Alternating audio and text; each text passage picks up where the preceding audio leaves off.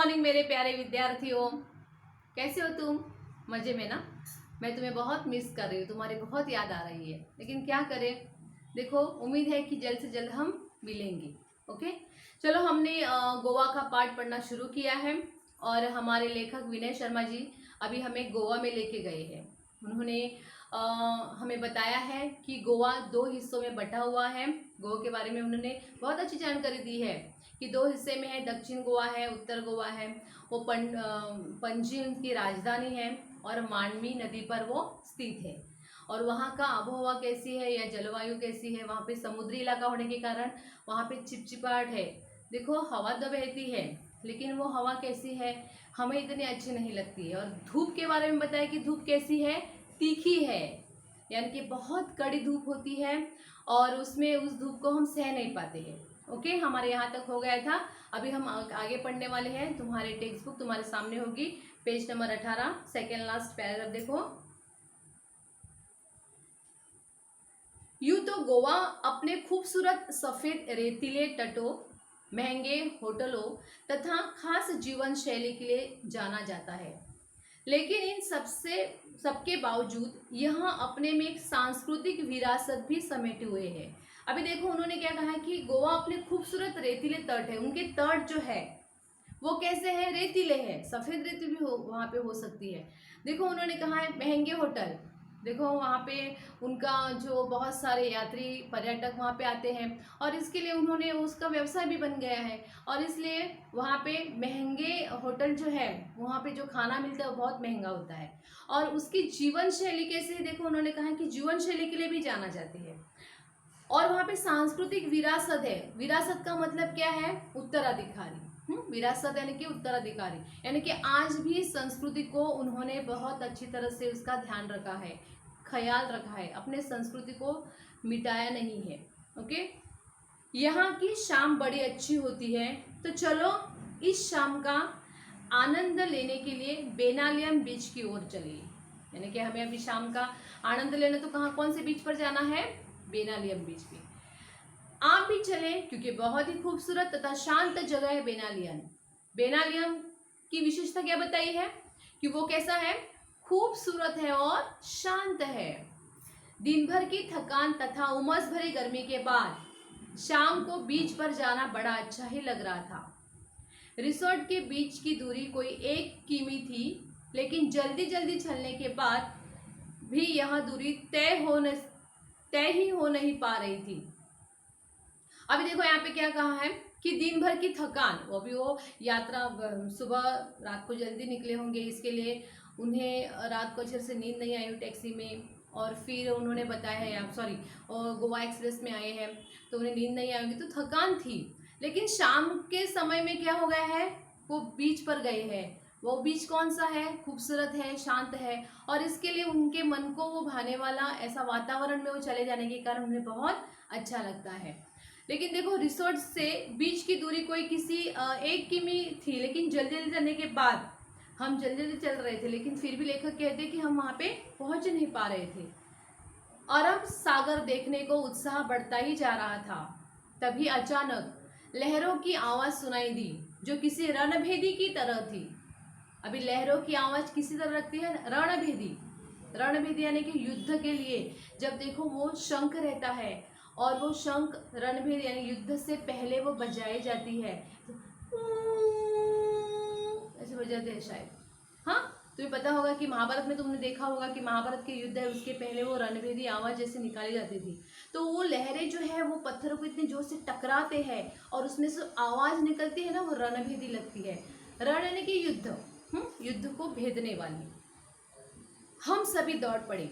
सड़क पीछे छूट गई थी, इसलिए रेत पर तेजी से दौड़ना मुश्किल हो रहा था। फिर भी धसे हुए पैरों को पूरी ताकत से उठा उठा कर भाग रहे थे। अभी तुम्हें अपने सामने हमारा कलम बीच या राजोड़ी बीच या अरनाला बीच लेके आओ कि वहाँ पे तुम लोग गए हो और वहाँ पे तुम लोग जो है रेत है और वहाँ से तुम लोग चलने का प्रयास कर रहे हो। तुम्हारे पैर जो है वो इस गीली रेत में धंस रहे हैं, हाँ, और तुम ऐसे उठा उठा के चल रहे, लेकिन फास्ट चल रहे हो। ओके, कैसा लगता है वो, तुम्हें अपने आप का अनुभव करना है। लेखक ने यहाँ पे खुद का अनुभव बताया, लेकिन तुम्हें भी अपना अनुभव करना है कि कैसे होता है। दौड़ना मुश्किल होता है वहाँ से, जो गीली या जो गीली मिट्टी रहती है उसमें हमारे पैर जो है वो धंस जाते हैं और इसके लिए हम जल्दी चल नहीं पाते हैं। समझे, लेखक की भी अवस्था वैसी हो गई है। खूबसूरत समुंदर देखते ही मैं उससे जाकर लिपट गया। इधर बच्चे रेत का घर बनाने में जुट गए। जुट जाना, मग्न होना, जुट जाना मग्न होना, यानी कि वो मग्न हो गए हैं। कौन सा घर बनाते हैं वो? रेत का। तुम्हें समुद्र के किनारे पता है, कोई अपना नाम लिखता है, कोई मम्मी का नाम लिखता है, कोई पापा का नाम लिखता है, कोई उनका नाम भी लिखता है जो पसंद है उसका। ओके, तो वो क्या करते हैं, या घर बनाते हैं या कुछ भी बना देते हैं, किला बना देते हैं। और फिर क्या हो जाता है, आगे देखो, मैं बोलती हूँ, बाद में सिखा देती हूँ।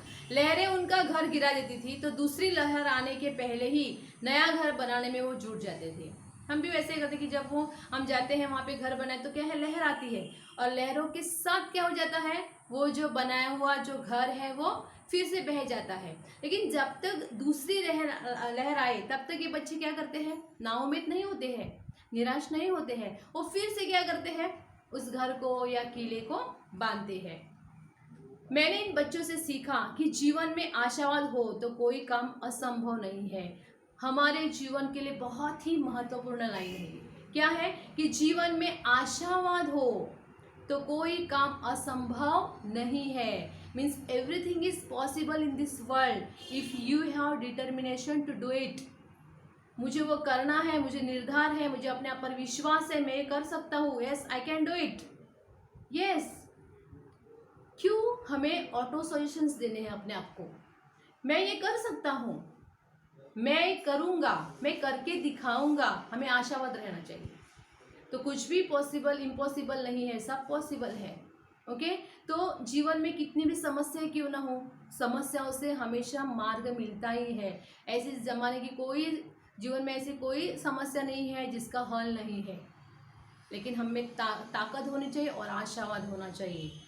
शाम गहराने पर हम किनारे पर बैठ गए, मानो हर लहर कह रही हो कि बनने के बाद मिटना ही नियति है। यही जीवन का भी सत्य है। बनने के बाद मिटना, जो मैंने मन कविता में तुम्हें पहले ही बता दिया है कि जो जीव जो है वो निर्माण हो गया है। जीवन का रहस्य कौन सा है इसका? मृत्यु अटल है। ये हमारे जीवन का रहस्य है, ये हमारे जीवन की सत्यता है। तो जिसका निर्माण हो गया है उसे मिटाना तो मिटना तो है ही। उम्र अलग अलग रहेगी, अलग अलग प्रकार से होगा, लेकिन मिटेगा वो जरूर। लेखक ने अभी वही बताया है कि नियति है, हमारा तकदीर है, भाग्य है बाबा, ऐसा ही होता है। और इसलिए हमें डरना नहीं चाहिए। जीवन के इस सच को हमें स्वीकारना चाहिए, एक्सेप्ट करना चाहिए। जब हम जीवन की समस्याओं को एक्सेप्ट करते हैं ना, उसका स्वीकार करते हैं ना, तुम्हें पता है क्या होता है, बहुत कम होने लगती है वो समस्या नहीं रहती है। और इसलिए हमें पॉजिटिव रहना है। Okay, be positive, corona negative. Okay, वहाँ एक मजेदार दृश्य भी देखने को मिला। लहरों की आवाज के बीच पक्षियों की टी टी टी की आवाज भी आपका ध्यान अपनी ओर खींच लेती है। अभी पक्षी जो बैठे वो टी टी टी कर रहे हैं। दरअसल ये पक्षी लहरों के साथ बहकर आई मछलियों का शिकार करने के लिए किनारे पर ही मंडराते रहते हैं। मंडराना यहाँ वहाँ घूमना, यानी कि समुद्र के किनारे तुम लोगों ने देखा होगा कि समुद्र के किनारे क्या हो जाता है कि बहुत सारे यात्री आते हैं, पर्यटक आते हैं, तो कुछ खाते पीते हैं, वहाँ पे फेंक देते हैं, तो उसे खाने के लिए पशु पक्षी आ जाते हैं। ओके, अभी यहाँ पे देखो उन्होंने आगे क्या कहा है कि दरअसल ये पक्षी लहरों के साथ बहकर आई मछलियों का शिकार करने के लिए किनारे पर मंडराते रहते हैं, लेकिन जब तेज हवा के कारण एक ही दिशा में सीधे नहीं उड़ पाते तो सुस्ताने के लिए किनारे पर बैठ जाते हैं।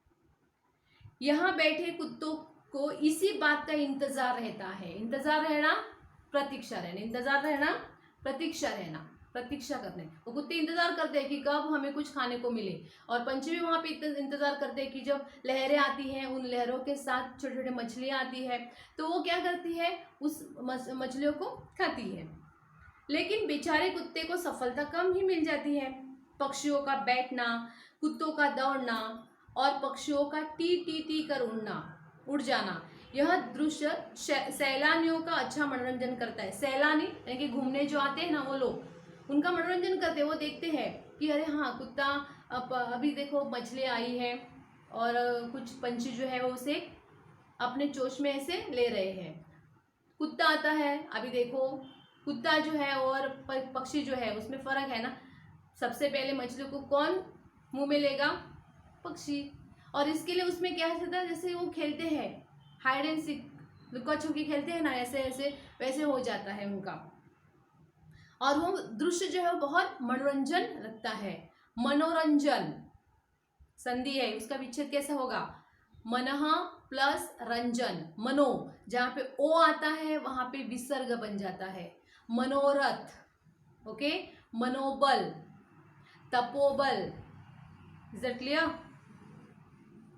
अब समुंदर, सॉरी, इधर जैसे ही सूर्य देवता ने विदा ली, वैसे ही चंद्रमा की चांदनी ने नहाकर समुद्र का नया ही चेहरा नजर आने लगा। अब समुंदर स्याह और भयावह दिखने लगा।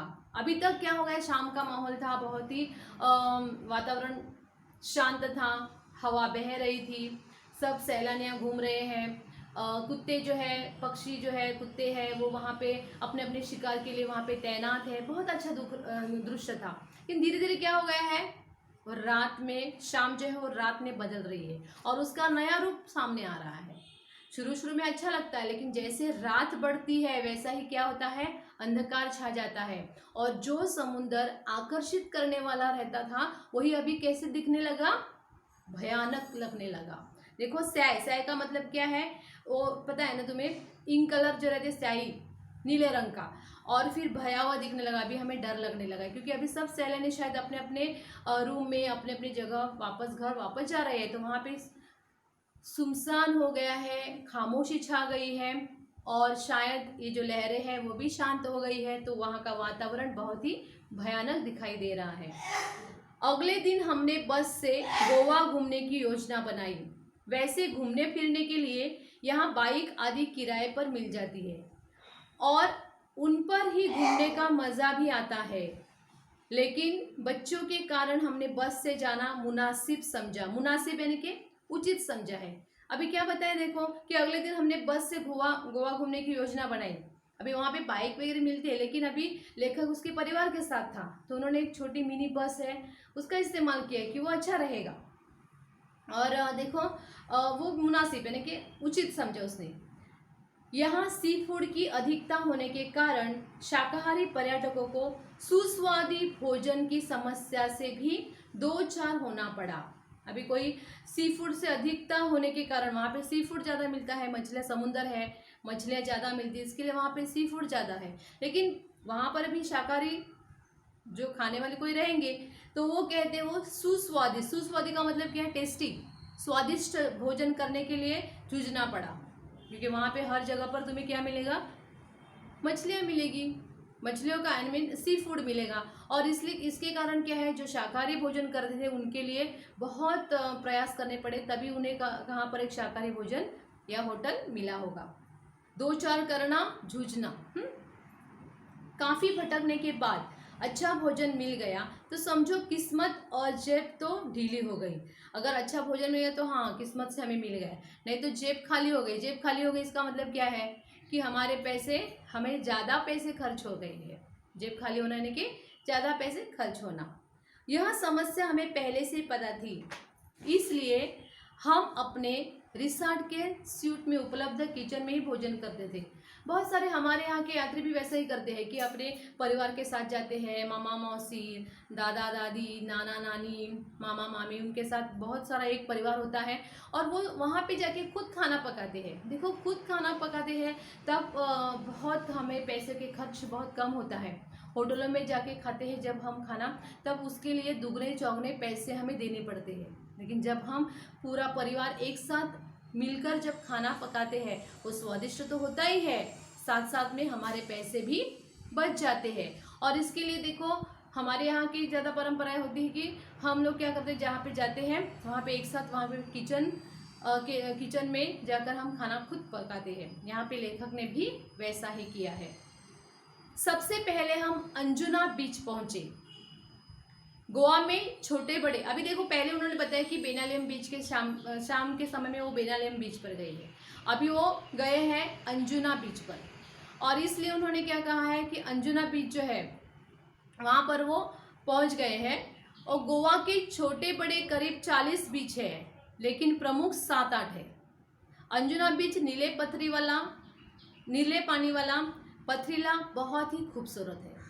इसके एक और लंबी सी पहाड़ी है जहाँ से बीच का मनोरम दृश्य देखा जा सकता है। समुद्र तक जाने के लिए थोड़ा नीचे उतरना पड़ता है। नीले पानी काले पत्थरों पर पछाड़ खाता रहता है। पानी ने काट काट कर इन पत्थरों में कई छेद कर दिए हैं, जिससे ये पत्थर कमजोर भी हो गए हैं। साथ ही समुद्र के काफी पीछे हट जाने से कई पत्थरों के बीच में पानी भर गया है। अभी देखो उन्होंने क्या कहा है कि अंजुना बीच की विशेषता बताई। वैसे तो मैंने पहले ही बताया है कि गोवा में कितने बीच है, करीबन 40 बीच है, लेकिन उसमें से सिर्फ 7-8 ऐसे हैं जो खूबसूरत से भरे हुए हैं और बहुत प्रमुख है, अच्छे हैं। उसमें देखो अंजुना बीच कैसा है, नीले पानी वाला है और पथरीला है, बहुत खूबसूरत है, वहाँ पे पत्थर ज़्यादा है।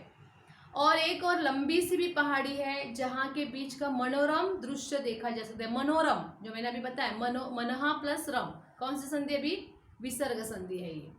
समुद्र तक जाने के लिए थोड़ा नीचे उतरना पड़ता है। नीले पानी काले पत्थरों पर पछाड़ खाता है। अभी पछाड़ खाना यानी कि टकराना, ये लहरें जो आती है ना वो बहुत बड़े बड़े पत्थर हैं और वो क्या करते हैं, वो लहरें जो है उसे टकरा देती है और टकराने के कारण देखो क्या हो गया, वो थोड़े से कमज़ोर भी हो गई है। तुम्हें पता है ना कि पहले के स्त्रियां जो है वो कुएं से पानी निकालते थे और तभी जहाँ से वो पानी निकालते थे ना वहाँ की रस्सी जो है वो पत्थरों को घिसती थी और वहाँ पे पत्थर जो है वो घिस जाता था, कमज़ोर बन जाता था। तो वैसा ही होता था। पानी ने काट काट कर इस पत्थरों में छेद कर दिए, जिससे पत्थर कमज़ोर हो गए हैं। और फिर देखो पत्थरों के बीच में भी पानी भर गया है, इससे वहाँ कोई भी अपना घर बना लिए है। फिसलने का डर हमेशा लगा रहता है, लेकिन संघर्ष में ही जीवन है, इसलिए यहाँ घूमने का भी अपना अलग आनंद है। अभी लेखक ने यहाँ पर भी बहुत ही सुंदरता से बताया है कि संघर्ष में ही जीवन है। हमारा जीवन कैसा है, संघर्षशील है। जीवन में दुख का आना जरूरी है, नहीं तो हमें आनंद का हम उपभोग नहीं ले सकते हैं। और इसलिए हमारा जीवन संघर्षशील है। हमें क्या करना चाहिए, हमें लड़ना चाहिए, हमें हारना नहीं चाहिए, क्योंकि हम हार जाएंगे तो हमारे जीवन से हमें हाथ धोना पड़ेगा। ओके, ठीक है। मैं यहाँ तक, अभी ये लंबा पैराग्राफ है लेकिन अब बहुत बड़ा हो जाएगा, इसलिए मैं यहाँ पर ही रुकती हूँ। जैसे ही मैंने जब तक सिखाया है तुम्हें उसे पढ़ना है, फिर से कुछ समझ में नहीं आए तो मुझे व्हाट्सएप पर भेज देना है। जो कृतियाँ हैं नियमित रूप से अपने नोटबुक में लिखा करो। ओके, तब तक अपने घर पर रहो, सुरक्षित रहो, अपना ख्याल रखो। Okay, bye bye.